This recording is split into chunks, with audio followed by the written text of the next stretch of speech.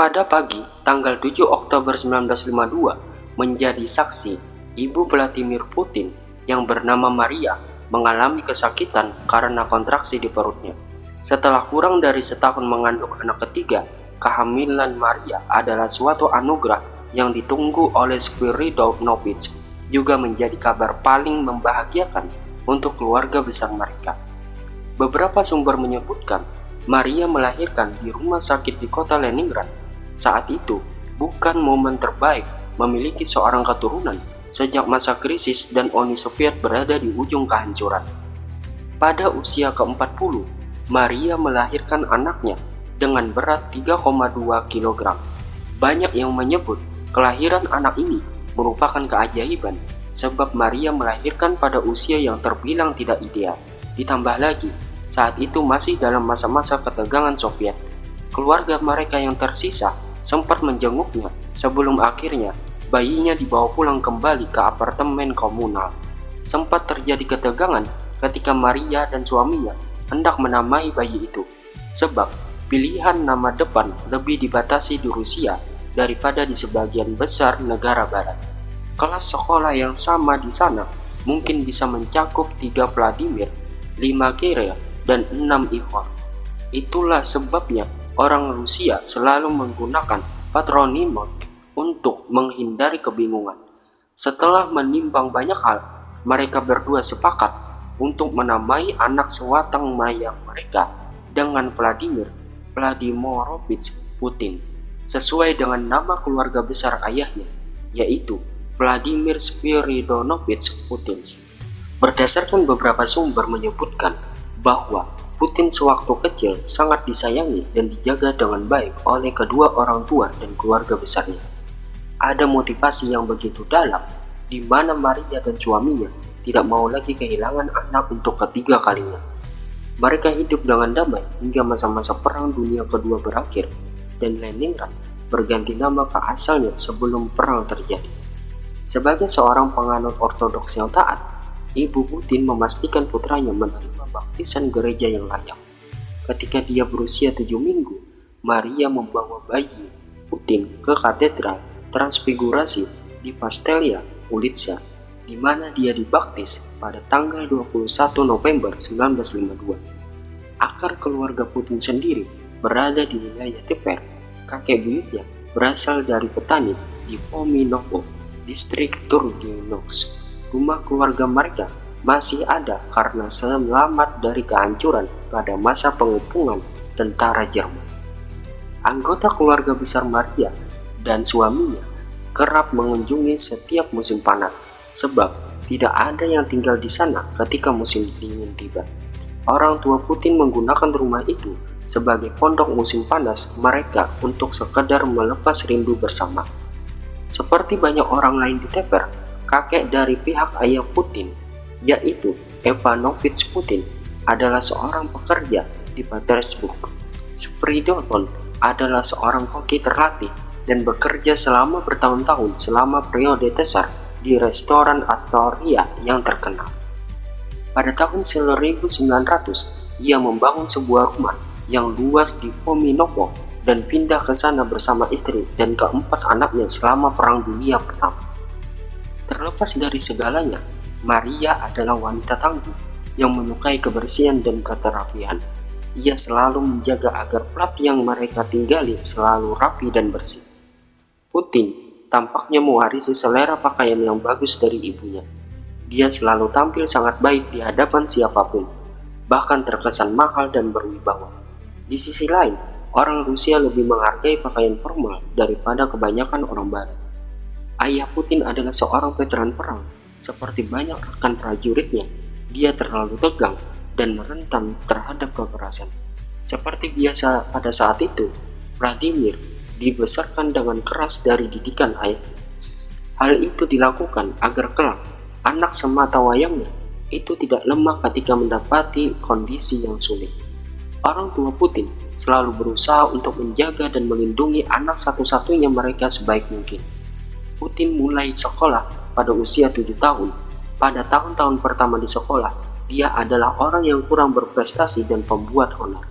Karena itu, ia ditolak masuk ke perintis organisasi Partai Komunis untuk anak-anak.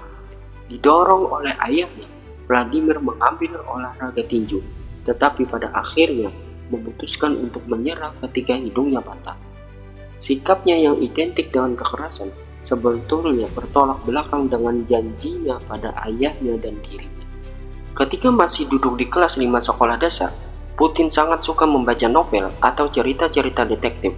Kebanyakan ia membaca buku yang membahas tentang intelijen, sebuah cerita yang menurutnya mengubah cara berpikirnya. Putin kecil menyukai novel-novel karya Jack London, Jules Verne, dan yang lainnya, karena mengisahkan petualangan manusia. Karakter-karakter yang dilukiskan dalam buku-buku mereka menurut Putin adalah membentuk dirinya dan membangkitkan kecintaannya kepada dunia luar. Mereka karakter pemberani, jawab Putin ketika ditanya ibunya kenapa dia mempunyai ketertarikan terhadap karakter novel. Sebetulnya, Putin kecil lebih dekat dengan ayahnya ketimbang ibunya. Namun, sikap ibunya yang baik dan lemah lembut membuatnya merasa nyaman berada di samping ibunya. Maria merupakan wanita yang amat baik. Pada suatu pagi yang cerah, ketika Putin berusia 10 tahun, ia menceritakan keinginannya pada sang ayah bahwa dirinya ingin menjadi seorang mata-mata. Mendengar hal itu, sang ayah kemudian lebih intens dan untuk memberikan buku-buku novel untuk Putin yang mengisahkan tentang detektif dan intelijen.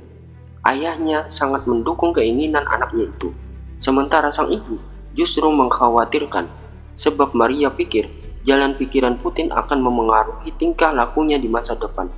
Dengan dukungan dari ayahnya tersebut, membuat Putin gila baca. Ia bahkan lebih sering menghabiskan waktu untuk belajar banyak hal melalui buku-buku fiksi yang ia baca daripada bersekolah. Hal ini memengaruhi nilai sekolah Putin yang jebol di masa-masa awal karena terobsesi oleh dunia intelijen yang menurutnya penuh misteri. Ketika masih remaja, Putin sempat mendatangi kantor KGB dan bertanya apa syarat untuk bergabung dengan agen intelijen Rusia itu. Sesampainya di kantor KGB, dia memberanikan diri menemui petugas yang sedang berjaga pada meja layanan. Ia kemudian diarahkan pada bagian pelayanan dan informasi. Di kantor KGB, Putin mudah diberitahu bahwa jika dirinya ingin bergabung, secara otomatis harus mengabdi di militer. Sementara syarat lainnya, ia wajib menyelesaikan kuliah jurusan hukum terlebih dahulu. Mendengar itu, sepulang dari kantor KGB, Putin sangat bersemangat dan berusaha untuk menyelesaikan sekolahnya. Hal ini didukung oleh kedua gurunya dan perlahan mendekati Putin yang saat itu bukan siswa berprestasi. Dengan bantuan gurunya itu, ia kemudian belajar dan berhasil mengubah nilainya di sekolah menjadi lebih baik. Putin kemudian menjadi siswa yang aktif belajar sejarah. Itu ia lakukan karena menurutnya, sejarah adalah pelajaran dasar untuk mengetahui banyak hal, terutama informasi mengenai suatu negara dan geografisnya, bagaimana negara itu terbentuk, dan lain sebagainya. Selain dari itu, tujuannya belajar demikian adalah sebagai upaya mewujudkan mimpi-mimpinya untuk menjadi seorang agen intelijen. Selain sejarah, ia juga tertarik dan menguasai bahasa Jerman dengan fasih. Saking fasihnya, rekan-rekannya di sekolah menyebutnya lebih cocok jadi orang Jerman. Setelah lulus sekolah menengah atas, Putin kemudian mengejar mimpinya untuk kuliah di jurusan hukum di Universitas Negara Saint Petersburg pada tahun 1970 dan lulus pada tahun 1975. Di masa-masa kuliahnya, Putin memiliki hobi berburu, mendaki gunung, memancing, berkuda, dan bermain hoki. Soal pendidikan, selepas mendalami ilmu hukum di Universitas Leningrad, ia kemudian melanjutkan ke sekolah KGB di Moskow. Saat menjalani pelatihan di Saint Petersburg, Putin mendapati julukan Plato dari beberapa pengajar dan kawan-kawannya. Di sana ia juga baru diajari taktik intelijen dan teknik integrasi. Siswa di sana juga menjalani pelatihan secara fisik. Tahun 1976, Putin meraih pangkat letnan pertamanya. Tugasnya di KGB saat itu fokus pada kontra-intelijen dan memantau warga negara asing. Tahun-tahun awal di KGB, Putin bekerja mengurusi dokumen-dokumen di kantor yang muram yang dipenuhi para staf yang sudah berumur. Jenjang karir Putin di KGB berawal saat dia ditugaskan di Direktorat Sekretariat kemudian pada divisi kontra intelijen selama 5 bulan. Setelah 1 tahun kemudian, Putin ditugaskan mengikuti kursus pelatihan operasional personel. Selanjutnya, selama 6 bulan, Putin bekerja kembali di divisi kontra intelijen. Saat itulah Putin menarik perhatian agen intelijen dari divisi asing. Dengan karir yang cukup cepat itu, ia pergi mengikuti pelatihan khusus di Moskow. Di sana ia menghabiskan waktu 1 tahun, kemudian kembali lagi ke Leningrad, bekerja di sana pada Direktorat Utama pertama dan berdinas di kantor intelijen. Direktorat itu memiliki jumlah cabang di kota-kota besar di Uni Soviet, termasuk Leningrad. Putin bekerja di sana selama hampir 4,5 tahun. Setelah itu, Putin kembali ke Moskow dan menjalani pelatihan di Andropov Red Banner Institute, yang merupakan akademi intelijen asing di Moskow. Di akademi itu, Putin juga menjalani pelatihan untuk misi ke Jerman Timur. Saat itu Putin sebenarnya diberi 2 opsi, yaitu menunggu beberapa tahun untuk bisa ditugaskan ke Jerman Barat atau langsung ditugaskan ke Jerman Timur. Putin memilih opsi kedua. Vladimir Putin sangat gemar membaca karya yang ia suka bergenre intelijen, detektif, deduksi, dan fiksi tentang mata-mata. Selain itu, ia juga sangat menggemari puisi. Tidak ada catatan yang menyebutkan mengapa dia bisa sangat tertarik bahkan terobsesi dengan buku-buku semacam itu. Saat ditugaskan ke Jerman Timur oleh atasannya di KGB, Putin masih seorang agen muda. Saat itu ia masih berusia 33 tahun. Pada saat itu, dia sudah menikahi seorang wanita yang bernama Putina. Pada awal 1980-an, saat keduanya diundang oleh seorang teman ke apartemen pertunjukan teater, Putina diketahui pernah menjadi pramugari, yang merupakan profesi paling bergensi di era Uni Soviet. Tak lama setelah bertemu, keduanya menikah. Tidak diketahui tanggal pasti kapan mereka meresmikan hubungannya. Namun, pada tanggal 29 Juli 1983, foto pernikahan Putin dan Putina beredar. Foto tersebut memperlihatkan Putina mengenakan syal putih panjang, sementara Putin berbalut setelan hitam. "Saya berteman dengan Yuda, istri masa depan saya. Saya paham kalau tidak menikahinya dalam 2 atau 3 tahun ke depan, saya tidak akan pernah menikah. Meskipun tentu saja, saya punya kebiasaan menjalani kehidupan sebagai lajang." Putina telah menumbangkannya, tulis Putin di situs resmi kepresidennya. Putina adalah sosok wanita cerdas. Ia dapat berbicara dalam beberapa bahasa, di antaranya bahasa Prancis, Jerman, Spanyol. Ia pernah bekerja sebagai pramugari, pekerjaan yang sangat didambakan di era Uni Soviet kala itu. Saat itu, Putin menyembunyikan identitas dirinya sebagai mata-mata agen keamanan nasional Uni Soviet atau KGB. Saat mereka pacaran selama 3 tahun, sebelum memutuskan untuk menikah dan dikaruniai 2 anak, Putina mengatakan dalam sebuah wawancara bahwa keluarga mereka terkesan dengan kebersihan dan keteraturan orang Jerman. Sementara bagi Putin, ia mengaku bahwa berat badannya naik 12 kg selama berada di Jerman. Menurutnya, itu semua berkat bir Jerman yang rutin ia minum untuk melepas penat setelah sehari-hari yang bekerja berat di KGB. Setelah kembali ke Rusia, dia kehilangan berat badannya. Kata istrinya, mungkin karena bir Rusia pada tahun 1990-an kurang enak. Mereka biasa makan malam bersama keluarga, serta mengundang rekan-rekan Putin dari kantor, dan juga orang-orang Jerman. Tentu saja, ada beberapa agen polisi keamanan negara Jerman Timur di antara mereka. Sebab Uni Soviet dan Jerman Timur adalah sekutu. Seorang agen Stasi bahkan tinggal tepat di sebelah rumah Putin. Keluarganya tidak menikmati kehidupan yang mewah. Satu-satunya tabungan yang berhasil mereka kumpulkan adalah untuk membeli sebuah mobil, yang saat itu merupakan masalah besar di negara-negara penganut sosialisme. Dalam beberapa wawancara, Putin mengatakan bahwa agen Stasi tampaknya menghasilkan lebih banyak uang daripada rekan-rekan KGB mereka. Tidak banyak dokumen atau catatan yang menceritakan kisah cinta antara Putin dan istrinya itu. Putin dikenal sangat tertutup untuk urusan pribadi dan keluarganya, sehingga beberapa media menyebutkan menginvestigasi kehidupan asmara orang nomor 1 di Rusia itu dan membuat kontroversi terkait laporan media tersebut. Bahkan, Putin juga disebut murka dengan laporan yang dibuat. kembali ke masa-masa Putin bekerja sebagai mata-mata. Dalam buku kumpulan wawancara, Putin ingat bahwa KGB tertarik untuk mengumpulkan segala informasi yang berhubungan dengan musuh strategis mereka, yaitu NATO.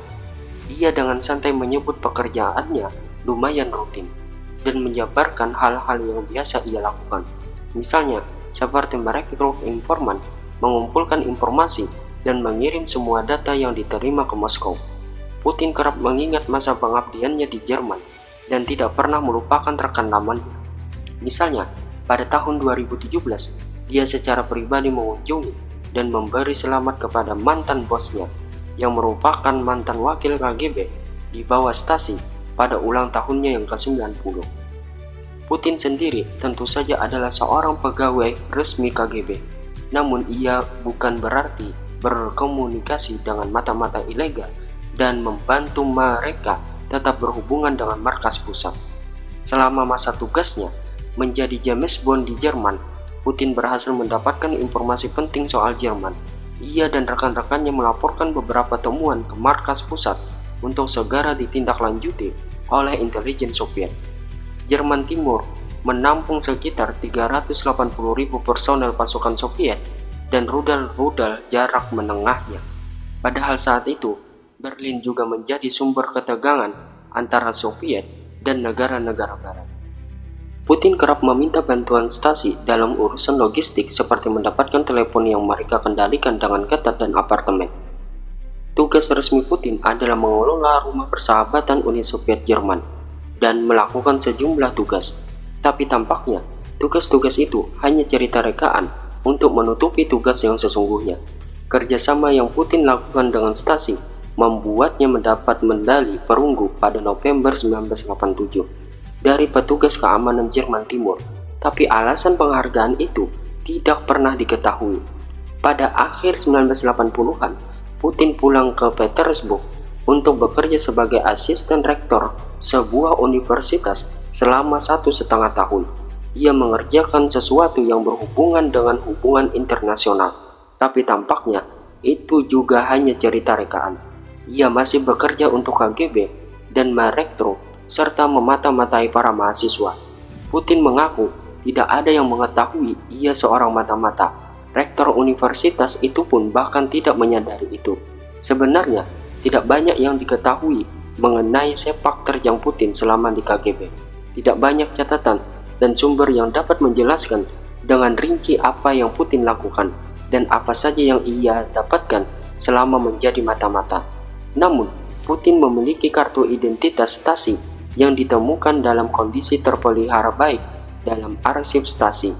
Kartu itu diberikan kepada Putin yang saat itu berpangkat mayor KGB pada tahun 1985. Dengan kartu itu, Putin dapat mengakses sebagai fasilitas Stasi.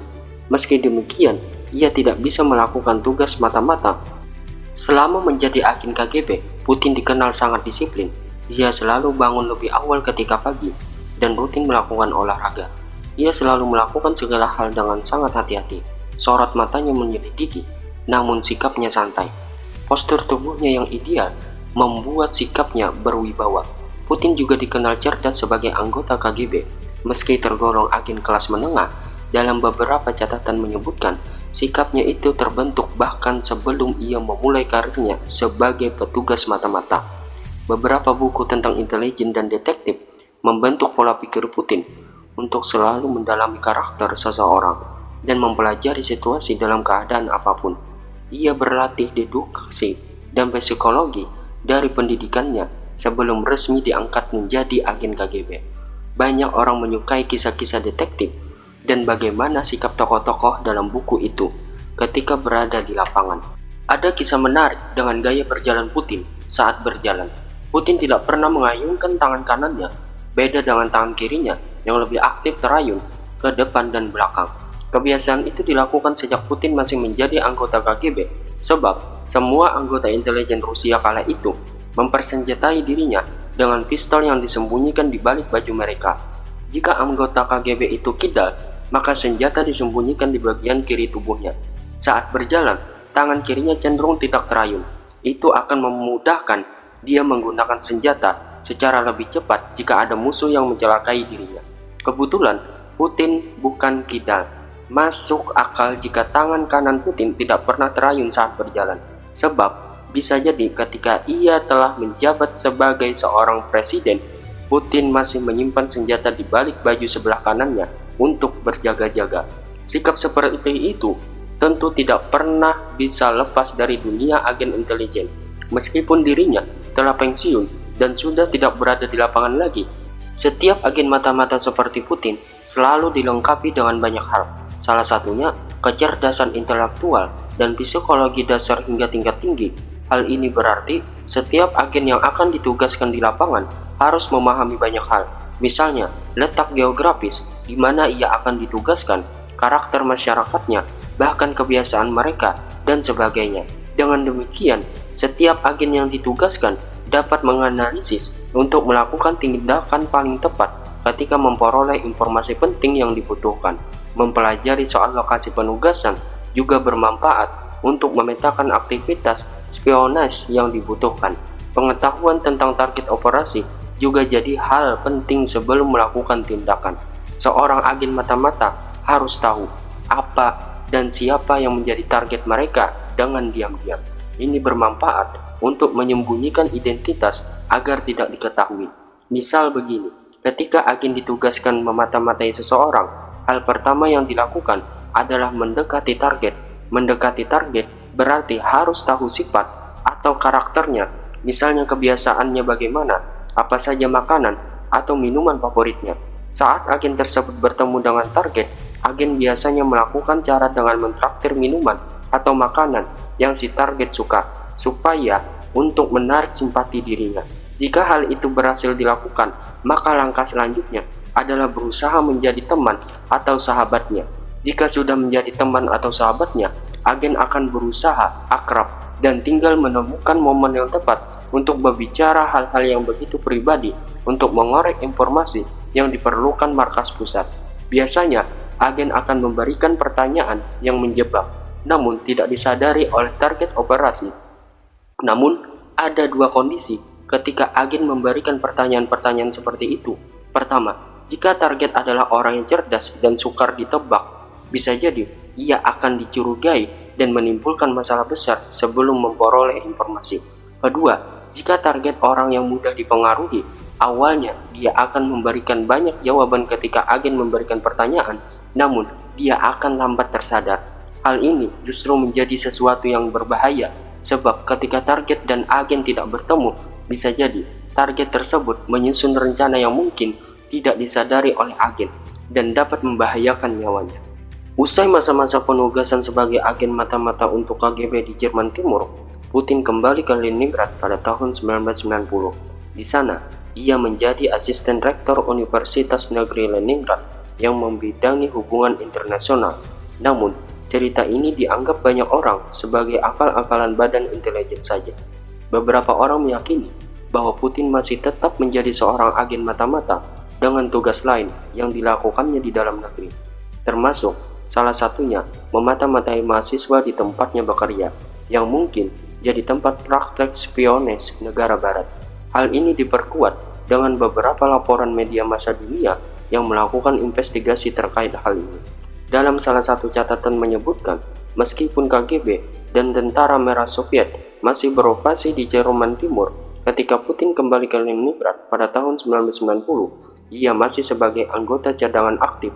Yang menguatkan dugaan adalah ketika berada di kampus tersebut, ia hanya bekerja selama sekitar 3 bulan dengan bagian urusan internasional Universitas Negeri Leningrad. Banyak rumor yang beredar di kalangan anggota intelijen Rusia bahwa Putin telah membunuh beberapa agen rahasia KGB yang dianggapnya mengkhianati dirinya serta negara. Selama belasan tahun bekerja di KGB, Putin merupakan agen rahasia tingkat menengah yang bekerja sebagai intelijen asing. Pengalamannya yang sangat banyak membuat Putin sadar betul adanya gerakan bawah tanah yang mencoba memusuhinya.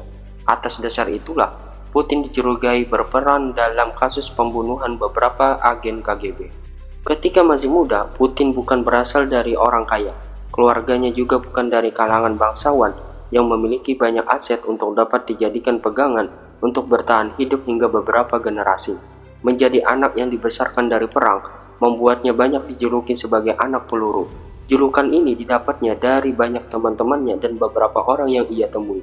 Seperti ketika muda, Putin gemar mencari teman dan menjalin relasi dengan banyak orang dari berbagai macam latar belakang. Putin memiliki keintiman dengan ketua fraksi Yahudi terbesar Rusia.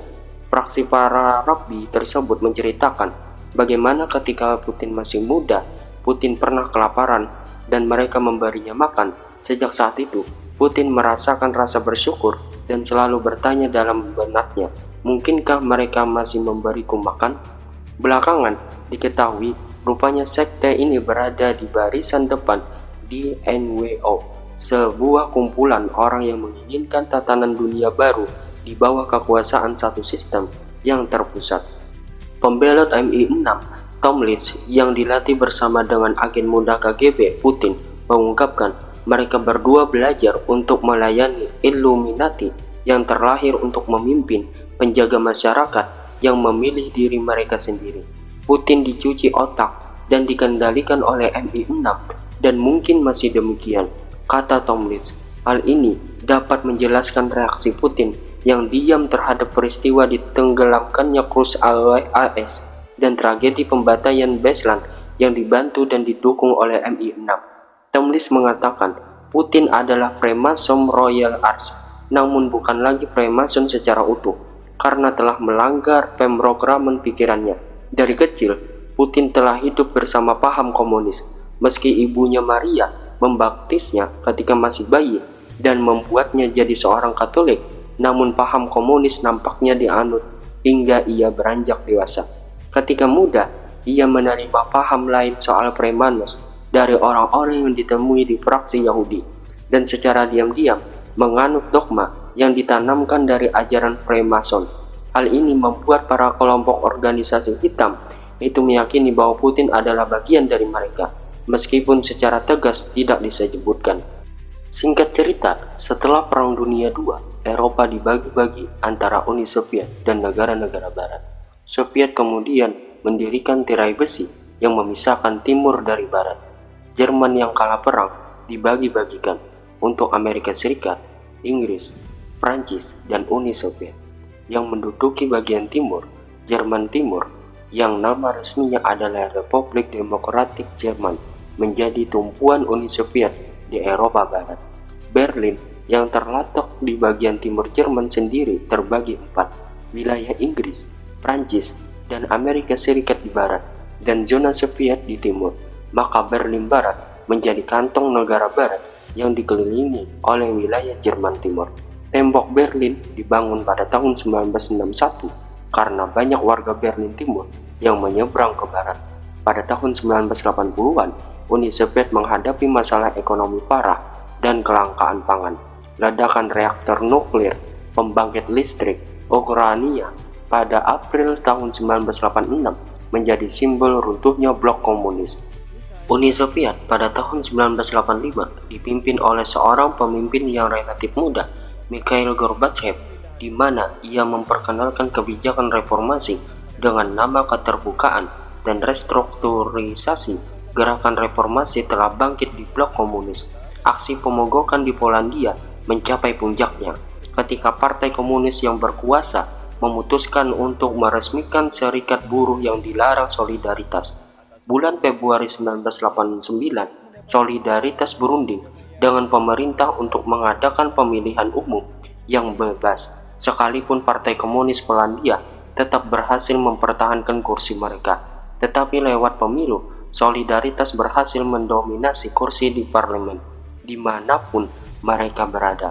Hungaria juga melakukan unjuk rasa massal untuk menuntut demokrasi pada bulan Maret.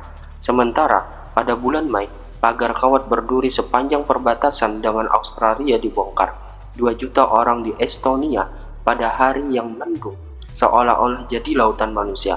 Latvia dan Lithuania yang saat itu bagian dari Uni Soviet mengadakan unjuk rasa yang dikenal dengan revolusi bernyanyi dengan membentuk rantai manusia sepanjang 600 km untuk menuntut kemerdekaan.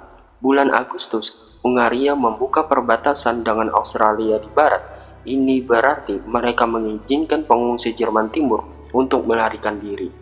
Cekoslowakia yang juga menuntut reformasi memberikan jalur pelarian lain. Warga Jerman Timur mendatangi negara sosialis itu dengan bebas. Kemudian ratusan dari mereka membanjiri kedutaan besar Jerman Barat di Praha. Mereka kemudian diusingkan ke barat dengan menggunakan kereta. Dan pada bulan Oktober, Jerman Timur akhirnya menutup perbatasan dengan Cekoslowakia. Tetapi revolusi telah menyebar ke Jerman Timur sendiri. Unjuk rasa di Jerman dimulai di pusat kota Leipzig di Jerman Timur ketika itu. Tanggal 9 Oktober, 70.000 orang turun ke jalan. Muncul desakan dari Jerman Barat untuk menyelenggarakan pemilu bebas. Reformasi juga mulai dibicarakan oleh pemimpin baru komunis Jerman Timur, Egon Krenz. Akhirnya, Oktober, Parlemen Hongaria mengeluarkan peraturan baru yang memungkinkan penyelenggaraan pemilihan langsung presiden dan pemilu parlemen dengan banyak partai.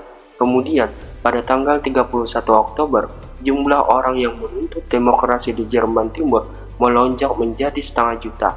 Saat itu, Krenz ke Moskow, di mana kemudian ia mendapat kepastian dari pemimpin Uni Soviet bahwa tidak ada sama sekali agenda reunifikasi Jerman. Tanggal 4 November, 500 juta orang berkumpul di Alexanderplatz di pusat kota Berlin Timur. Tak tahan karena desakan ini, pemerintah akhirnya mengundurkan diri. Tak ada rencana menjalankan demokrasi di Jerman, juga tak ada rencana menyatukan Jerman, sampai terjadilah konferensi pers yang mengejutkan dari Günter Schabowski yang saat itu adalah anggota dan juru bicara pemerintah blok Soviet di Jerman Timur. Ia secara tidak sengaja mengumumkan dibukanya tembok Berlin pada media, di mana yang seharusnya belum waktunya ia mengatakan itu. Anggota Politburo ini ditanya wartawan soal peraturan perjalanan baru warga Jerman Timur ke Jerman Barat pada tanggal 9 November 1989. Schabowski terkejut dengan pernyataan itu dan menjawab apa yang dia tahu dengan sedikit ragu. Saat itu, dia mengeluarkan secari kertas yang menyatakan bahwa visa akan diberikan gratis bagi warga yang ingin keluar dari negara komunis itu.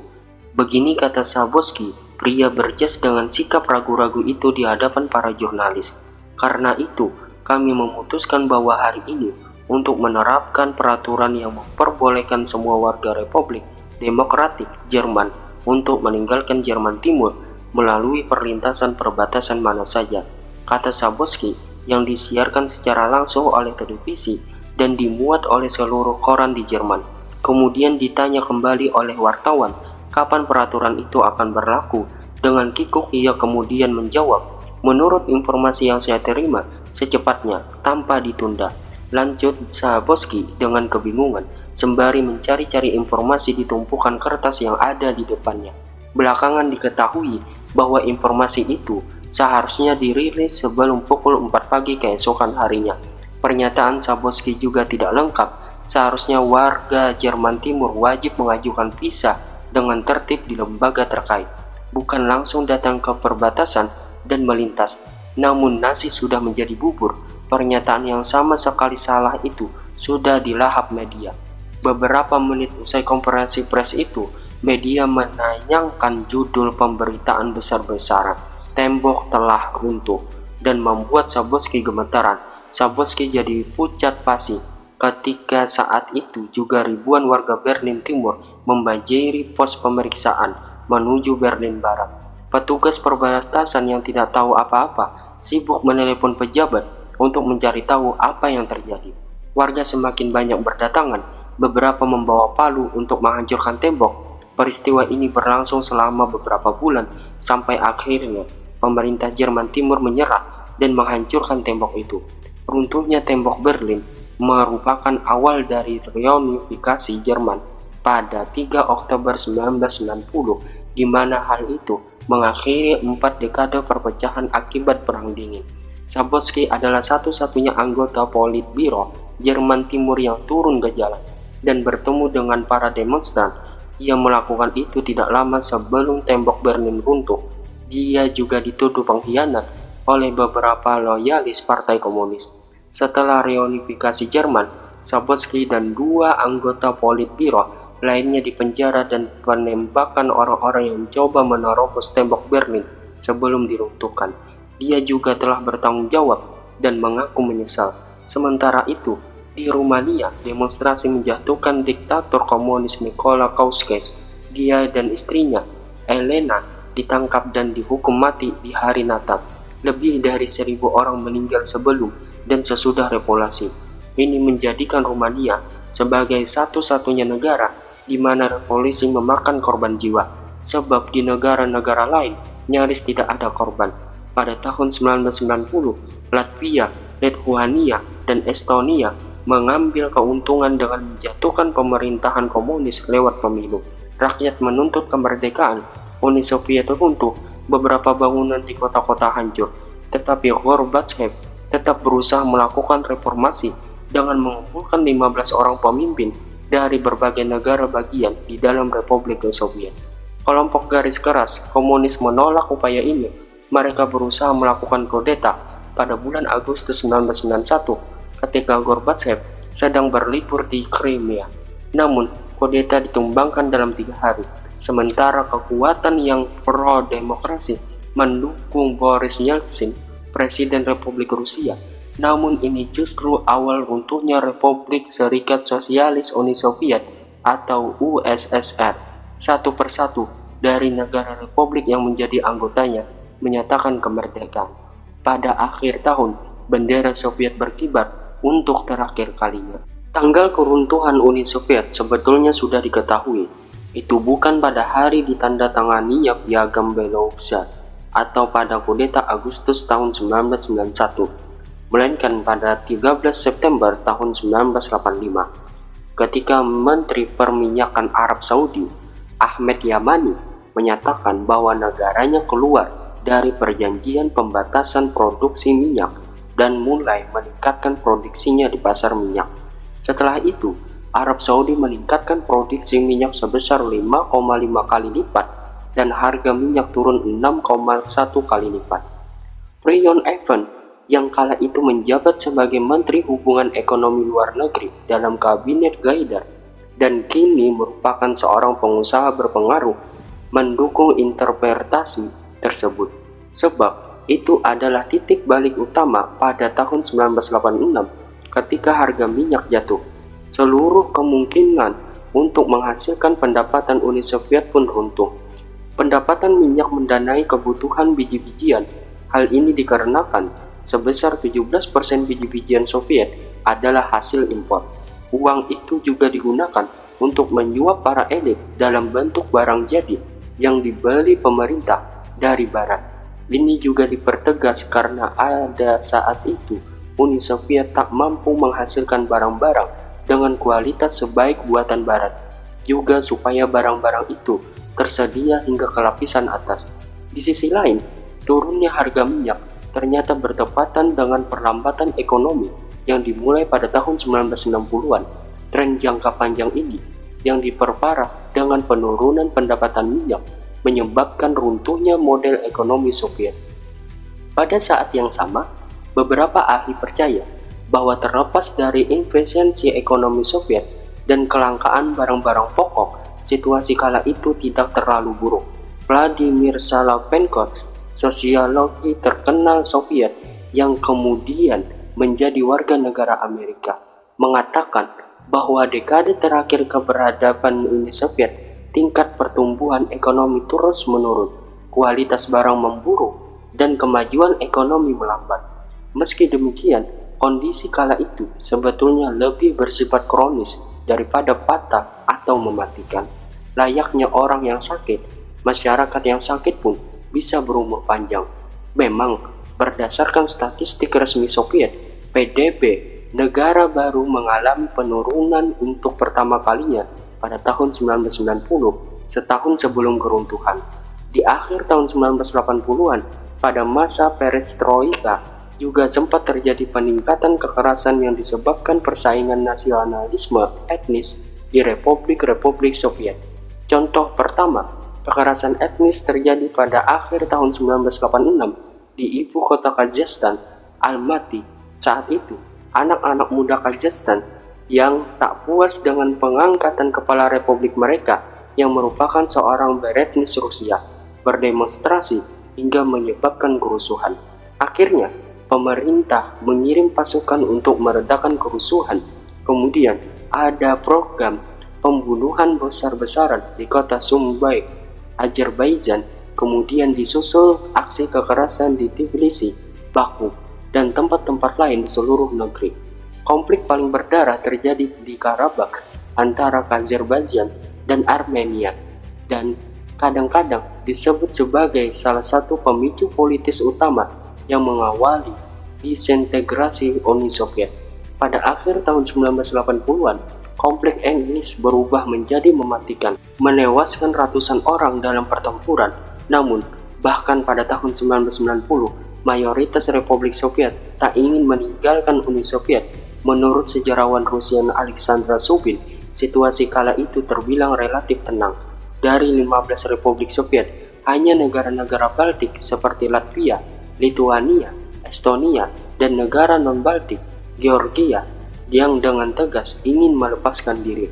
Terlepas dari semua bahaya yang ditimbulkan gerakan separatis nasionalis terhadap keutuhan Uni Soviet, mereka tak memiliki cukup kekuatan untuk menghancurkan negara. Masa-masa keruntuhan Soviet juga tak lepas dari akibat reformasi Gorbachev, kinerja ekonomi yang buruk, dan perkembangannya gerakan nasionalis tentu terpengaruh pada kejatuhan Soviet.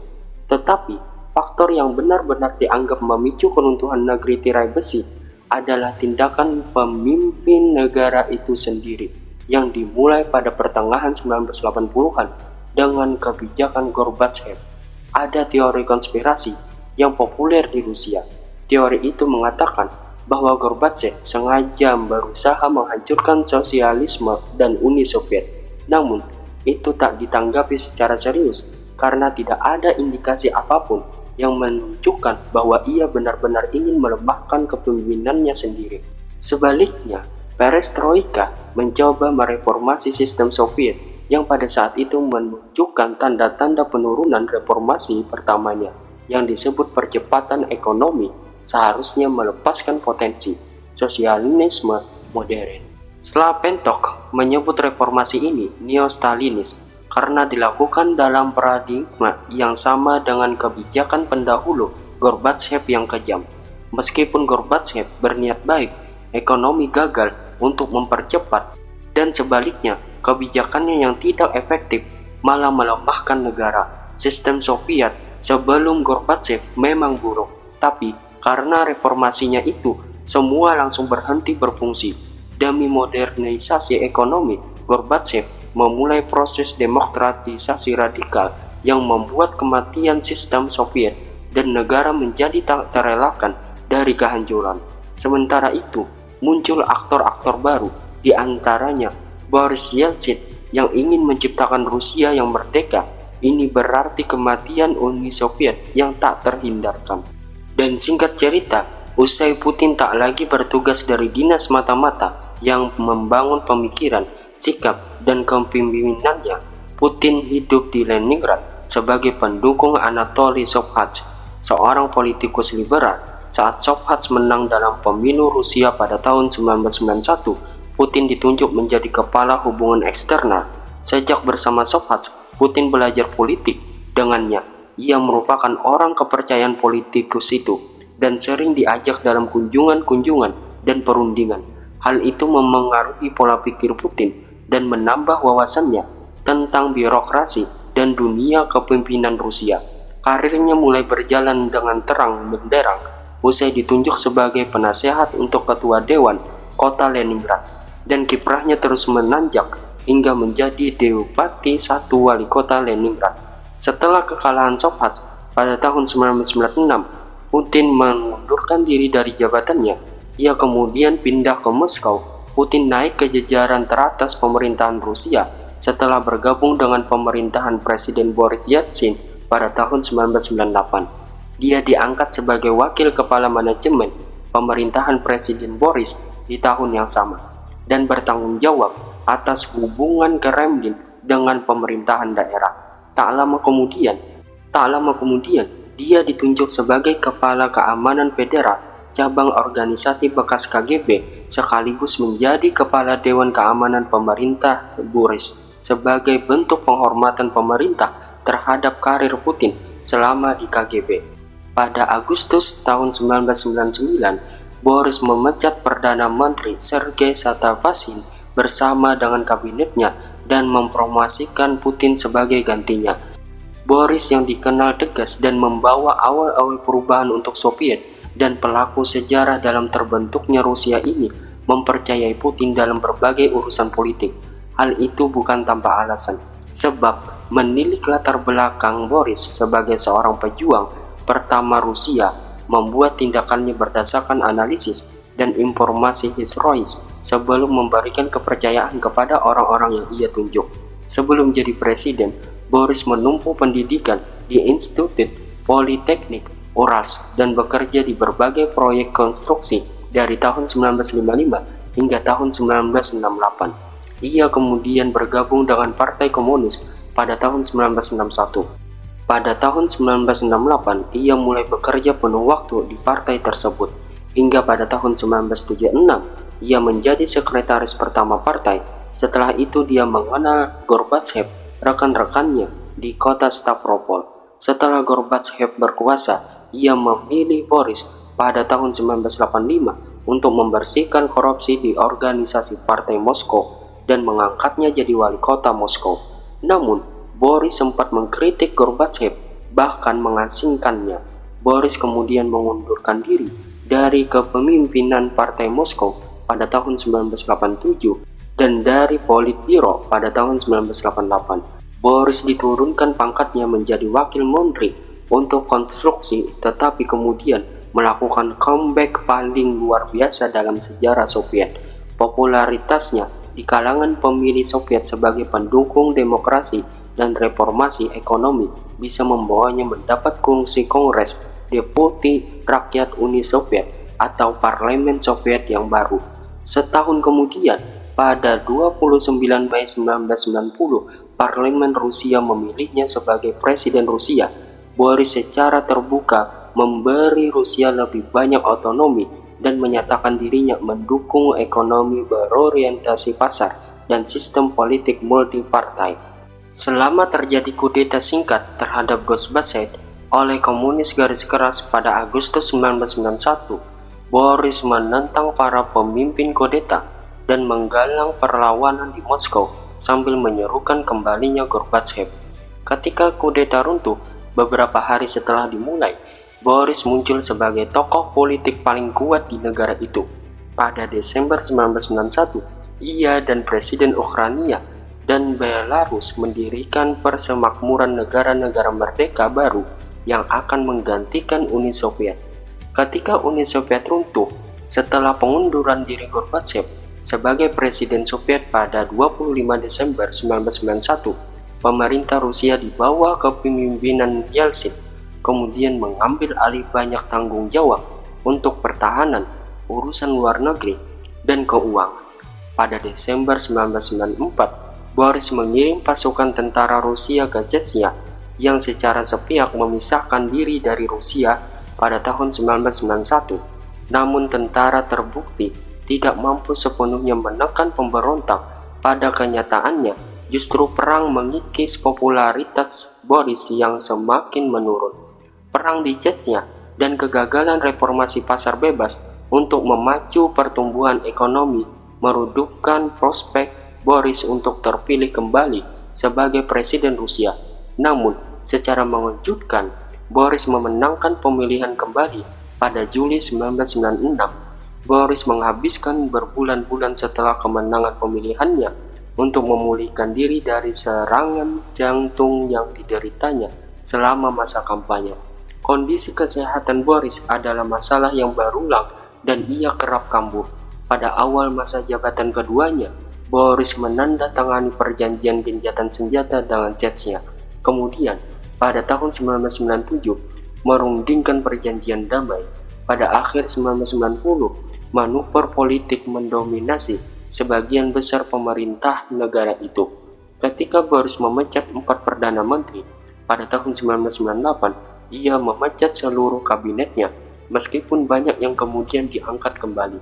Tahun berikutnya, Duma negara memprakarsai upaya pemakzulan Boris. Mereka menuduh bahwa Boris telah mendorong pecahnya Uni Soviet pada tahun 1991 di antara tuduhan lainnya. Karena desakan dari berbagai pihak dan kondisi kesehatan yang menurun, akhirnya Boris mengumumkan pengunduran dirinya pada 31 Desember 1999. Dia menunjuk Perdana Menteri Vladimir Putin sebagai presiden. Beberapa waktu usai dilantik, Putin memberikan Boris kekebalan dari segala penuntunan hukum apapun yang akan datang. Namun, setelah Putin diangkat menjadi presiden, karena pengunduran diri Boris, beredar rumor di kalangan warga Rusia dan dunia terkait hal ini, bahwa Putin yang saat ini jauh berbeda dengan Putin yang dulu. Mereka mulai mengamati perubahan mimik muka, bibir yang terlalu tipis, dan sorot mata yang berubah dari Putin. Spekulasi masyarakat semakin liar ketika beredar kabar bahwa keponakan presiden, Roman Putin, tampaknya juga memiliki ambisi politik yang besar. Ini memperkuat dugaan bahwa kekuasaan Putin bakal digulingkan. Pengusaha itu mendirikan partai politik baru pada 2020 yang disebut Rusia Tanpa Korupsi. Spekulasi atas niat Putin semakin membara pada November ketika Duma Parlemen Rusia yang ramah Kremlin mengesahkan pembacaan pertama RUU yang akan memberi Presiden Rusia dan keluarga mereka kekebalan dari penuntutan setelah mereka meninggalkan jabatan. Vladimir Solovyov, komentator surat kabar Kommersant yang terkenal, mengatakan Putin telah meninggalkan Rusia dengan gambaran yang sangat membingungkan. Tahun ini, dia mengubah konstitusi untuk mendapatkan lebih banyak masa jabatan, tapi sekarang dia membiarkan lebih banyak kabut masuk dan mengatakan dia tidak tahu apakah dia akan mencalonkan diri lagi pada tahun 2024, ujar Solovyov. Solovyov juga mengatakan kepada Daily Beast bahwa dia dan orang-orang yang sependapat dengannya telah berasumsi Putin akan mencoba menyerahkan kekuasaan kepada sekutu dekat. Namun meski ini terjadi, Putin akan tetap menjadi tokoh kuat di balik layar, seperti yang dilakukan Nursultan Nazarbayev di bekas Republik Soviet Kazakhstan. Nazarbayev mundur setelah hampir 20 tahun sebagai presiden, tapi tetap mempertahankan posisinya sebagai kepala Dewan Keamanan dan kekuasaan di belakang takhta. Menyaksikan Putin memberikan dukungan kepada Alexander dari Belarusia telah mengubah analisis Solovyov. Jika sebelumnya kami pikir dia akan memilih cara damai untuk mentransfer kekuasaan seperti di Kazakhstan, sekarang sepertinya dia akan menggunakan skenario berdarah dan kekerasan Belarusia, katanya si Solovyov. Putin telah menghentikan aksi protes pada tahun 2020 dengan memutuskan bahwa bahkan demonstrasi satu orang pun tidak dapat diterima. Dorongan strategi Putin tetap tidak berubah selama beberapa dekade. Putin telah membawa mantan perwira KGB seperti dirinya ke semua bidang manajemen utama dalam kehidupan publik. Hal ini dilakukan untuk memberikan keamanan atas apa yang dia sebut vertikal kekuasaan. Perdebatan publik yang semakin banyak di Rusia didefinisikan sebagai intrik mata-mata, sebuah gerakan yang senyap tanpa bayangan namun penuh dengan ambisi. Laporan mitos, legenda dengan keberadaan Putin, kehidupan bisnis rekan-rekannya, bahkan kehidupan pribadinya digambarkan oleh pemerintah sebagai kisah mata-mata dan bukan sebagai masalah informasi publik yang harus mereka bagikan. Hingga saat ini, di mana tepatnya keberadaan Putin, tidak ada yang tahu. Satu laporan media mengklaim bahwa Putin membangun replika persis dari kantor Kremlin di Sochi untuk menyembunyikan lokasinya. Bahkan kepada orang-orang yang dia ajak bicara, para pejabat mengisyaratkan bahwa klaim tersebut adalah informasi yang salah, yang dijajakan oleh agen mata-mata asing. Putin juga diyakini memiliki tempat persembunyian rahasia di pegunungan Altai yang terpencil dekat perbatasan dengan Mongolia. Setiap pengemudi taksi di Republik Altai, Siberia, menganggap bahwa mereka mengetahui perkiraan lokasi kediaman Putin. Mereka mengatakan itu berada di suatu tempat sekitar 600 km di Jalan Raya Chursky dan dia sering berada di sana. Helikopter yang terus-menerus terbang di lokasi itu menciptakan kepercayaan bahwa Putin menghabiskan sebagian besar masa karantina musim semi dan musim panasnya di pegunungan Altai. Meskipun tentu saja tidak ada yang tahu pasti, kehidupan pribadi Putin juga telah disembunyikan selama beberapa dekade, yang telah menimbulkan banyak spekulasi selama bertahun-tahun. Namun hal itu kembali meningkat dalam beberapa bulan terakhir. Pada November, beberapa laporan media menyebutkan bahwa Putin memiliki seorang putri rahasia di Petersburg bersama Svetlana Krivonogics. Cerita tersebut menimbulkan rasa ingin tahu tentang kehidupan remaja yang terlibat, tetapi juga menimbulkan pertanyaan tentang korupsi. Bagaimana mantan kekasih Putin memperoleh kepemilikan saham yang signifikan di Bank Rusia, bank yang dijalankan oleh beberapa rekan lama Putin. Begitulah rumor yang beredar dari mulut banyak orang. Korupsi telah menjadi ciri lingkungan elit Rusia sejak era Soviet. Tidak ada yang terkejut lagi bahwa orang-orang top yang berkuasa itu korup, kata Boris, wakil dari Majelis Legislatif Petersburg, kepada Daily Beast. Semakin banyak jutaan orang menonton investigasi independen Alexei. Mereka melihatnya hanya untuk mempelajari detailnya, pengungkapan dari Navalny dan kampanye politiknya di lapangan telah menjadikannya sebagai pemimpin oposisi Rusia secara efektif. Di sini, intrik mata-mata mulai dimainkan sekali lagi. Navalny diracuni dengan dosis saat dia berada di timur di Siberia, tempat demonstrasi anti-Putin berkembang. Navalny selamat, tetapi pada awal September, 77% penduduk Rusia tahu tentang percobaan pembunuhan itu. Pada awal-awal pemerintahannya, Putin banyak mengambil langkah strategis memulihkan era baru Rusia sejak runtuhnya Uni Soviet hingga kepemimpinan Boris. Adalah dua hal yang harus dikumpulkan untuk menciptakan masa depan Rusia yang cemerlang. Beberapa kontroversi yang dilakukan Putin diantaranya yaitu berbeda dengan kemenangan telaknya di tahun-tahun berikutnya. Kemenangan perdana Putin dalam pemilihan umum tahun 2000 sangat rapuh. Menurut hasil resmi, ia memenangi 53% suara yang cukup untuk menghindari kemungkinan kemenangan lawannya. Pemimpin Partai Komunis, Gennady Zubanov, yang berada di posisi kedua dengan 29,5% suara. Namun, Moscow Times melaporkan mereka mendapati pemalsuan penghitungan suara dan daftar pemilihan di lebih dari setengah lusin wilayah telah diubah.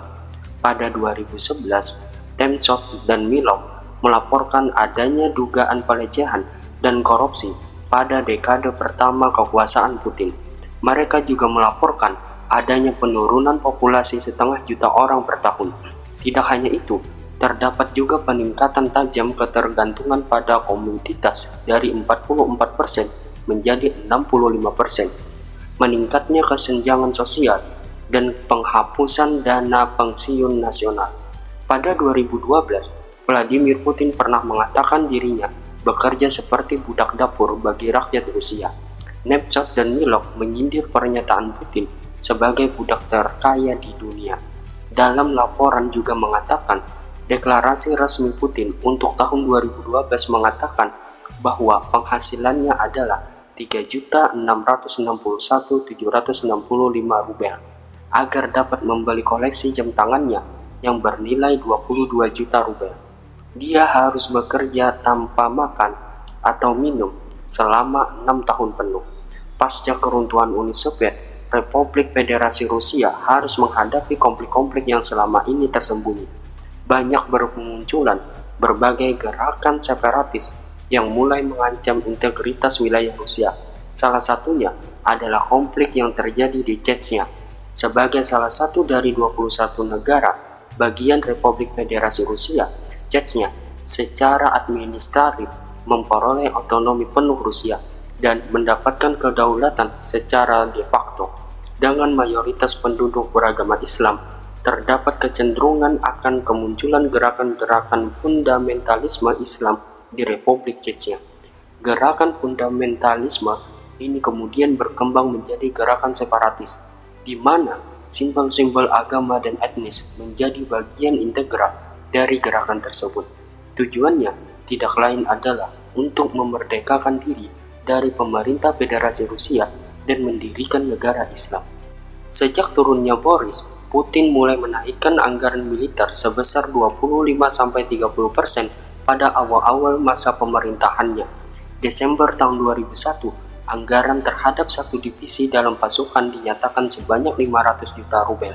Maret 2002, biaya tersebut ditingkatkan menjadi 1 miliar rubel per divisi. Kemudian, pada Mei tahun yang sama, ditingkatkan lagi menjadi 2,5 miliar rubel. Padahal, semasa pemerintahan Boris, pemerintah hanya menaikkan anggaran militer 3% yang berbeda dengan masa Putin. Pada era Boris, anggaran militer tidak terlalu maksimal karena banyak koruptor. Itu juga disebabkan akibat dari pasca runtuhnya Uni Soviet, membuat perekonomian dan keuangan Rusia menjadi menurun.